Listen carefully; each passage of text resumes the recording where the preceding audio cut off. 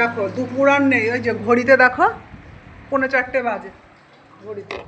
যেহেতু আমি কিচ্ছু পাচ্ছি না, মাস্টারমশাই বাড়ি ছিল না, রানাঘাটে গিয়েছিল, তারপরে মেয়ে খাবার দিয়ে যাবে, তারপরে খেতে হবে। তারপরে ওরা অত বোঝে না, অনেক কিছু রান্না করে ফেলেছে, অনেক কিছু রান্না করতে যায়, অত তো গুছিয়ে করতে পারে না।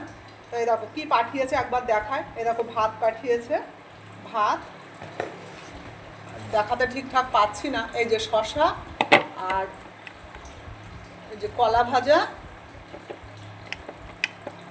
উচ্ছে ভাজা, আর পাঠিয়েছে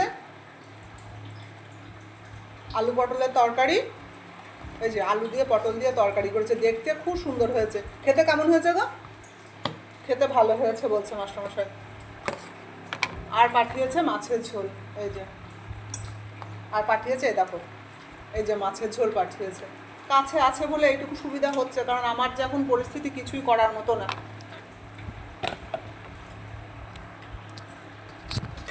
এই যে ওপাশে বসে মাস্টারমশাই খাচ্ছে, আর এই যে আমি এখন একটু খাই, কি করব, কারণ কিছু তো করার নেই, খেতেই হবে। একটু আলু পটলের তরকারি নিয়ে নিই, এই যে একটু আলু পটলের তরকারি নিলাম, তাহলে খেয়ে নিই। বিকেল হয়ে গিয়েছে, তবু ভাত তো একটু খেতে হবে। কালকেও ভাত খাওয়া হয়নি, কালকে রান্না হয়েছিল না, কালকে ভাত খাওয়া হয়নি, সেই জন্য আজকে তো একটু খেতে হবে, তাহলে একটু খেয়ে নিই।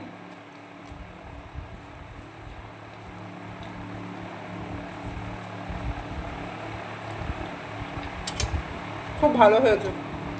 ওই ছোটো মানুষ অত রান্না করতে পারে না, ছোটো না কিন্তু রান্না টান্না তো কখনো করিনি, সেভাবে পারে না।